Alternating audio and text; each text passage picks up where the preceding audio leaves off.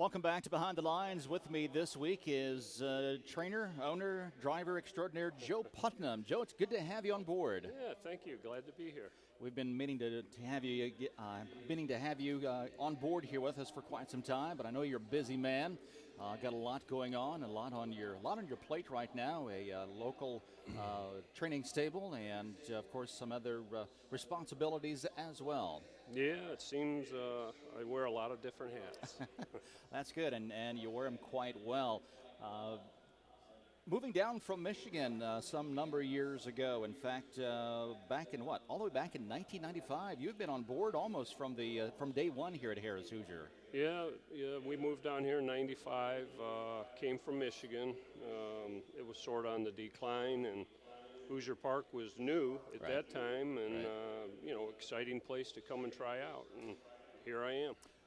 It's hard to believe the changes that you have seen here at Hoosier Park and in the program, obviously.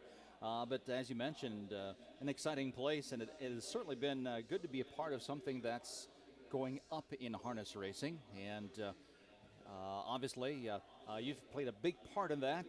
Again, as you said, you've worn many different hats. You've recently been elected as the Indiana Standardbred Association president, and that, of course, is the ISA. That's the Horsemen's organization here in the state of Indiana. What role does the ISA, what role does it play for harness racing here in the state? Well, the ISA, I've been, this is my 9th year on the ISA. And as a board member? As a board member, okay. First year as president. We have over 1,200 members. Wow. And there's a lot more people involved than that. But we kind of oversee everything, do a lot of benevolence. We have free health care on the backside for all the horse people. Manage some stakes at the summer fairs. There's a lot of different things go on at the ISA. Okay, very good. And of course, also you have the ISA office, which is located in Greenfield? Yep, Greenfield, Indiana. Okay. Yep. And office there. We have a couple of ladies running that office, and obviously it's a full-time job. A lot of things going on, and a lot of things to be watching carefully, and obviously also watching legislation. Different pieces of legislation as it goes through here in Indiana, and the most recent one, of course, the addition of additional gaming in the likes of live dealers. Yeah, that's correct. This past legislative session was really important for the casinos as well as horse racing. Sure. So they moved up live table games, live dealers. That's going to take effect January 1st. Okay. And we think that's going to be a good uptick for us in the racing industry. Should bring some additional new revenues to the sport, and we should benefit directly from that. We are a partnership with as I say, harness racing is a partnership with the casinos here in Indiana, with the racinos, I should say, here in Indiana. The percentage from the play in the casinos. How does that work? I'm assuming there's a percentage for the horsemen, for the purses. Yeah, that's correct. Through mandates and contracts and stuff, the horsemen receive 12% of the AGR, which is adjusted gross revenue. And that's going to be the same way with live gaming and stuff. Okay, so, good. We're partners hand in hand with them. Right. There's a lot of things that we do as an association to partner with them as far as promotions, telecast signals, some of the fun bets we have out here. We're all partners on that. Right. So, yeah. And including the guaranteed pools that we see pretty much on a nightly basis here at Hoosier. The ISA has a big part of that as well. Yeah. Along with the USTA. In addition to that live dealer legislation was also sports wagering. Will the racing see any effects of that? The sports wagering, I believe, is set to take effect September 1st, and as far as us getting revenue off that directly, no, we will not see any of that. But, really? Yeah, that's true. But we feel like it's still going to be a win-win because it's going to keep people in the building. Right. Betting on sports and so on and so forth. So, we should see some business from that. Sure, by all means. And I'm not sure if the particulars have been worked out yet as far as the additional revenue coming from the live dealers. Will that be pinpointed directly towards purses? Will it go to the redevelopment fund? How will that be distributed? Has that been talked about yet? Yeah, I mean, in the contracts we have, additional revenues be split just like the current revenues. Okay. So, very good. Whatever the revenue is, half goes directly to purses, half will go to breed development. Gotcha. Which entails our sire stakes, our Indiana sired events, late closers, early closers, so on and so forth. And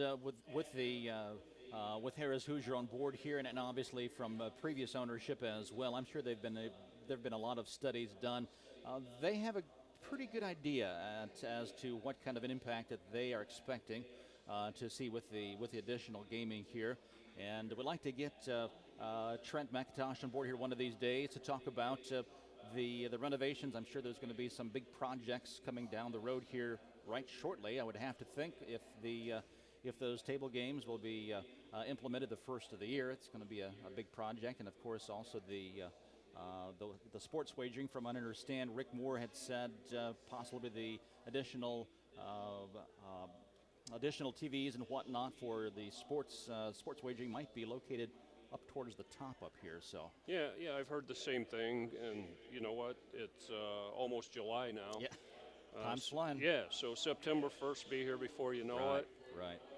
January 1st just around the corner. So yep. There'll be a lot of things happening here. Okay. Yeah. On the racing side, you have a local farm here close by. Markville, I believe? Yeah, I do. It's okay. It's about 7 miles from here, straight south in Markville, Indiana. Perfect. So half-mile farm track. Yeah, we have 80 stalls. Wow, no kidding. Half-mile training track, 38 acres. Wow. So yeah, that's a lot of work. Yeah, it's a lot of work, but real efficient facility. So sure. Yeah. And of course, you've had a young man that has grown up to be a good young man, and he has really started to take interest in the sport. Speaking, of course, of your son Joey, and he not only has been doing a lot of hard work, I'm sure, on the farm, but on the track as well. He cut his teeth on the county fair circuit, and he's made a pretty big impact out here on the 7/8 mile oval as well. Yeah, I mean, gotta be proud of him. Yeah, I'm very proud of him, and it's for me and my wife Lisa, it's very exciting. Sure. He's at the beginning of his career, and so far doing a great job, and learning. He was actually at the fair today racing, so. Right. He'll be here shortly tonight racing, so he's getting a full-blown crash course of harness racing. Loves sleep. Yeah. Loves harness racing. Eats, sleeps, and lives harness racing action. Yeah. For a young man that played baseball all through high school and didn't really show an interest at that point, did he? He'd come and help me a little bit on Saturdays periodically when if I twisted his arm, but. Out of the blue 2 years ago in the spring, he's like, I think I want to get my qualifying license. Wow. And I'm like, wow, okay, let's do it. So how many generations now? And the Putnam name, of course, is synonymous to harness racing in Michigan, but now in Indiana as well. But yeah, he'd be the third generation. My dad was full-time horseman, and myself, now Joey, and we've got a lot of extended family in Michigan on both sides that are racers. So pretty extensive background. Okay. Another hat that you currently wear is you're a member of the Indiana Breed Development Board here in the Indiana, one of I think three board members. That's correct. Yeah. And so you have some pretty important decisions to make on periodically. The board made a pretty big decision here last fall, and as far as sire stakes was concerned. And so with a new format, anytime there's a new format, there's always some hesitation on everyone's part, I'm sure. Changes, for some folks, changes comes awfully hard. One of the reasons, what were some of the reasons for the change in the format? Well, the old format, for people didn't know, there was 5 legs. I believe it was five. Yes, yes. 5 legs, eliminations, and then 5 finals. And the winners, or the ones that did the best in that, reached a super final. Right. You know, we've done that for, I think, the last 4 or 5 years, and people, we had a lot of people come to us wanting to try something new, change the format. So this year we went to 8 legs for 3-year-olds, Right. 6 legs for 2-year-olds, and just one big pot. So if there's one division, it's a big purse. If there's multiple divisions, it gets divided up. So, it's good to try change. The jury's out. Sure. And that's always the case the first year, anytime you make a change like this. Yeah, I mean, we're all, the goal is to get to the super final. Right. That's a $250,000 race, and That's an increase from before. that's an increase. There's going to be a consolation at the end too. So it's going to be interesting. Right, Yeah. right. I think one of the big factors, looking at the numbers, participation numbers, and I know I've harped on this before. Participation numbers were trending downward year after year with the older format, and that's obviously a big concern as the program seems to be getting stronger and stronger and having more and more mares bred. We're kind of going in opposite directions, and so did that play a factor as well? Yeah, that's correct. I think that was a part of that factor. Sure. We had seen less participation in the past, and I'm not sure. We've only run 3-year-olds so far this year, and I think it's about the same amount of participation. Now, I expect when the 2-year-olds start here in a couple of weeks, we'll see a lot more participation. Right. I think that's kind of the hope. Give everybody a chance to participate and maybe spread the wealth a little bit. Right, So, right. yeah. And I know as far as the nominations, it did tick upward with the 3-year-olds, and so it'll be interesting to see if the 2-year-olds follow suit as well. So some of the questions here that our racing fans have turned in here via Twitter, and we'll go down through here some pretty good questions here. And Ender Borowski asked a question you've pretty much answered already about the move, the transition from Michigan to Indiana. Was it a difficult decision when you made that move? Yeah, at the time it was. I'd done a lot of racing in Michigan. All my family, friends, everybody we knew were there. Right. And, we wanted to branch out, though, see kind of what else was going on in the world. This was a new venue. So we were excited, but yet nervous. Sure. But, it's turned out pretty well for me. So. All right. Very good. 8,241 starts, 9.4 million in winnings, and well over 1,100 lifetime wins as well. So you've obviously done quite well in Michigan and here as well. What has been one of your biggest challenges in harness racing? The biggest challenge is, trying to keep quality horses. That's what it takes to be successful. You need good stock. Is that harder and harder to find as the new stock? Yeah, it is. Racing has changed a lot. The game is about speed now, not so much longevity, in my opinion. Okay. So yeah, it's harder to keep horses good for a longer period of time. So you see a bigger, quicker turnover of horses. Is that because of the change of the breed? Do the track surfaces have anything to do with that? What brings that about as far as?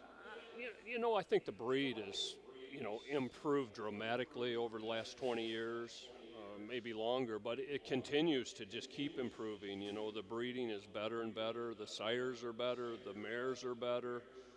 So, the quality of horses is up and up and up. And, it takes a good horse to be profitable. So, people tend to weed out the lesser quality horses quicker. Right. Okay.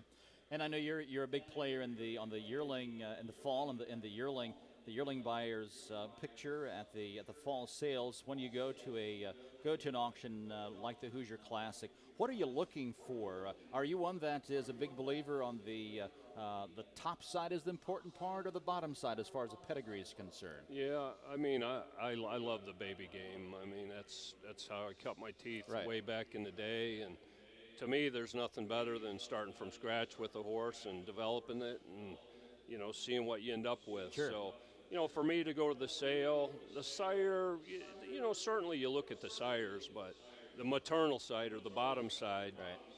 is the most important. Okay. You look for mares that were, good race horses, have produced, or, in my case, sometimes I like to buy first foals. Right. You're kind of rolling the dice. You Right. don't know what you're going to get, Right. but definitely the maternal side matters.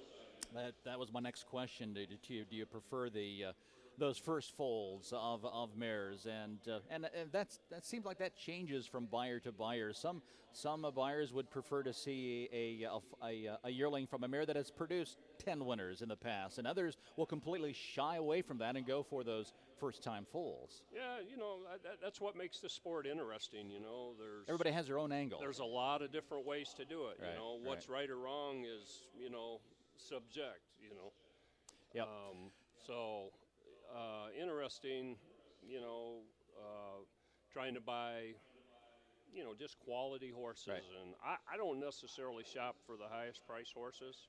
I try to shop in the middle. Sure. More affordable, and I think a lot of nice horses come out of that area. Right. So. You're right. You're absolutely right. That's the high percentage. That's where the bread, and it seems like that's where the bread and butter winners are at. Yep. Trotters or pacers? You know what? I was certainly a trotting guy for a You long, were. long time. You were. And Has that changed this last year? I still love trotters, but I'll tell you that the trotting game has gotten twice as tough as the pacing game, in my opinion. Why? I just think because there are less of them. Right. So There there's less races available. Right. Less classes, if you will. And like you see it out here, the speeds of them were, we used to have 59 to 2-minute trotters that could make money. That's a thing of the past. It takes 54, 55 trotters. Right. I think last night we seen it here, the Sire Stake Right. fillies. Right. 54 flat. 54 flat, and the other division, the lesser division, if you can call it that, 55. So, Right. But I still love trotters. Right. Yeah. Okay. Very good. So then, for the older horses, then always looking at the claiming horses. You look at do you race the claimers, or do you try to shy away from the claiming ranks? And again, that's another whole different spectrum in racing. Some folks do very well with the claimers, and others, as like yourself, would Yeah. prefer the babies. Yeah, there's different styles of stables. Right. We have a mix. Okay. We need race horses to, I call it paying the bills. Sure, and absolutely. And keeping Filling the everything gaps. going. But, I do have some claimers. I'm not a big claiming guy. I mean, I like to develop horses Right. and keep them for several years. That's just my style. Sure. There's other people like, they want new horses every month. Right. So it's basically whatever works for you. Right, right. So with the babies, then we'll see you drive out here on occasion. Do you also drive at the fairs, or you turn that over to Joey more? You know what? More? I was both my whole career. I did a lot of fairs. Right. I love the fairs. But yeah, at this point in my career, I've kind of backed out of the bike a lot. Sure. I still drive occasionally, but for the most part, I've turned it over to Joey. So yeah. How many horses do you have at the barn? You know what? We're pretty busy right now. I think we have 33. Do you really? Yeah. So we stay very busy. Any prospects that we should be watching as far as 2-year-olds are concerned? That something that you like right now in the barn? We have 10 2-year-olds still in training. I'm a little bit behind by my own doing. I try to be a little more patient. We've been like 2-7 with all of our babies. Okay. So far they look good, but they're a couple of weeks from what we'll really know if they're good or not. Right. And then, of course, 3-year-olds. You've got a superstar in your barn right now, a pacing filly, trotting man here that has a champion pacing filly. How exciting was that last year? Kind of come out of left field, if you will, actually from the grandstand side, if I ever remember. She was in the far outside for driver LaWayne Miller to win the $220,000 championship. Yeah, I mean, those are the thrills of a lifetime in this business, that's what we all dream about. And Right. hopefully someday everybody has one of those. She was a nice filly from day one, but we took our time with her. Exactly. Kind of developed her slow, kind of missed the first couple legs of sire stakes, and then, she kept improving each week and, getting closer and closer, if you will. And it all came together on Super Final night, and it worked out really good. So you had your game plan. Yeah, we kind of did. I mean, we thought she was a contender. You never know if you can win, but each week, she kept showing she was getting closer and closer. So, like I said, it just worked out great on Super Final night. LaWayne did an excellent job driving her, and he was actually, she came back this year good so far, and LaWayne had to drive, but he had a conflict. Right. So, Had one of his own fillies from his own barn. Yeah, he had one of his own that he trains and drives, and that happens, So is that something you discuss before the start of the season? Look, if this happens, is that something you talk with the driver, or you just both know that it could happen? And yeah, I think we didn't talk because LaWayne didn't have this filly last year. So, right. But coming into this year, she was racing in kind of the green stakes, and did fabulous. She was 6 for 6. Right. So tell me it's summer. Tell me it's summer. Yeah. Right. So we knew probably there was going to be a conflict. Right. So bummer for LaWayne, but Joey's pretty happy right now. Absolutely, so, by all means. Yeah. So is if I remember right, Joey is back aboard again. He wins with her last week, right? Yep. Back aboard again. His first time driving her last week. Did a good job. She raced real good, Right. win, and tomorrow is leg 2 of the sire stakes. Right. So yeah. Any pressure for him? Did he show any pressure? There has to be pressure coming with a filly like that that's been racing so well. Yeah, there probably is, but once you get on the racetrack and get behind the gate, Right. you just get into the race and Sure. let the chips fall how they may. So Right. he did a good job last week. So we're excited for the future. Sure. So your driving style in your 8,000 starts. Yeah, that's just training starts. That's just training starts. Yeah, I've probably drove 20-some thousand races. All right, that so, sounds yeah. more like it. You're right. That does say training starts. Yeah. If I'd read my script, Yeah. So in your 20,000 driving starts, what kind of a style? Me in general, I would kind of classify myself as old school owner, trainer, driver. Right. So you're thinking long term with your horses, or I always am. And you touched on that earlier, longevity. Right. I like to keep my horses, and so maybe not the most aggressive driver early in a race. Okay. But I always figure they don't pay you to leave. So They don't. They only pay you to finish. So, my style is more from behind. Right. So try to give them trips Right. and good trips, and let them finish strong. That's kind of the key. Now the style of racing's changed over the last several years. So the racing's became much more aggressive early, which forces you to kind of participate in that. So. Right.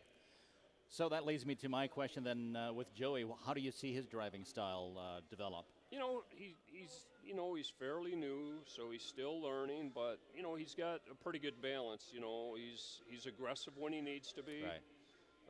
But yet, he knows he has to take care of the horse also. Right. So Right. it just depends if you're classified right, in the right spots, the draws matter. So, I think he's going to have a real good balance. One thing then, and then we talked about this on the show earlier, Emily and I, a good article interview with Sam Woodger here a week or so back in a local magazine. He talked about the front stretch being such a long front stretch from the start to the first turn. Post 8 and 9 might not be as crucial here at Hoosier Park. Do you think there's something to that? You have more time. You have more time before you get to the first turn from that outside to get racing position. Yeah, I mean, this track, Hoosier Park's track, 7/8 mile track, we start quite a ways down the lane. It's kind of unique. It is. For a harness It track. is. We do have a long run down to the first turn, so the 8 and 9 isn't as big a disadvantage as maybe a smaller Right, track. right. But it's still a disadvantage, but less so. Less so. And then you have the long quarter-mile stretch then to make it up at the end. Some other questions here. What is one of your goals as the ISA president? It's a new seat for me. This was like important but interesting, first quarter for me. We had the legislation going on, so my big thing is it's rolling along pretty good. I want to keep it rolling along pretty good. We do a lot of good things for people and a lot of good management, and hopefully just keep that going. Where do you see harness racing in 10 years here in the state? You know what? I'm passionate. The Midwest is really strong racing right now. Right. It has been, and I really believe it will continue to be. The breeding is doing good. The purse money's good. I think we'll be really strong. Okay. If you could drive any Indiana-sired horse, what horse would that be? Well, it's it's interesting because I had a trotter 5, 6, 7 years ago. Yes, you did. Invitational trotter, ABC Mercedes. Right. And Millionaire. yeah, millionaire trotter, first millionaire trotter Right. in the state of Indiana. Right. And he was a phenomenal horse.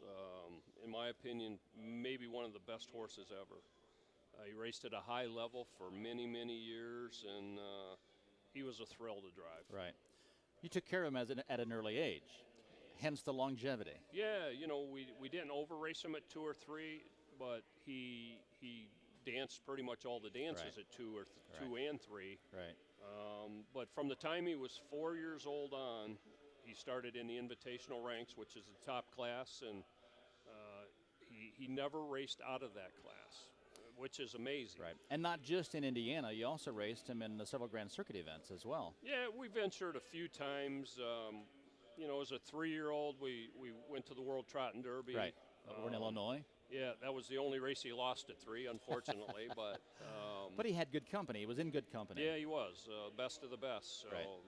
he was probably as good a horse as any that I would like to drive again. Yeah. So I'm assuming he's probably your favorite horse. Yeah, Thus far? he is. I mean, he was a great horse, but I've been blessed. A lot of nice horses, and they're all fun. Sure, absolutely, by all means. Best racing memory? I've won a few big races. 1994, I drove a horse named Russian Accent. He raced in the North America Cup, which just went last week. Right. At that time, that was is still a big deal, but Sure. at that time, that was unbelievable for me. I raced with the absolute best horses in the world and the Right. best drivers and trainers in the world, so that was real cool. Sure, absolutely. Going back to Joey, have you and Joey ever finished first and second in the same race? We've drove a few times together, but I don't think we finished first and second. Okay. But we always have a little competition, who's Little trash talk? Who's going to buy dinner, So yeah, it's a lot of fun. Who's come out ahead on that? You're still buying, I suppose. I think, and he'll tell me if I'm wrong. I think we've done it twice this Okay. season out here, and we're 1-1. Oh, that's So, not bad. yeah. That's not bad Yeah. at all. All right, well, Joe, it's been good chatting with you again. Thanks for taking your time out of your busy schedule. You got anything in tonight? We just have one in the night, 6th race. Horse named Skylar. Been racing well. Been racing pretty good, so Got him picked on top. Yeah, I think he's got a shot tonight. All right, very good. Well, again, thanks to Joe Putnam for joining us here in Behind the Lines. As we can see behind us, the horses are being hooked back in the backside for the first. If you've just arrived, we do have a scratch and a driver's change in the first race. The 3 Power Tower, driven by Mike Osting, and the 5 Crazy for Loving You is a judge's scratch. Thanks for joining us. We certainly hope you enjoy your night here at Harrah's Hoosier Park Racing and Casino.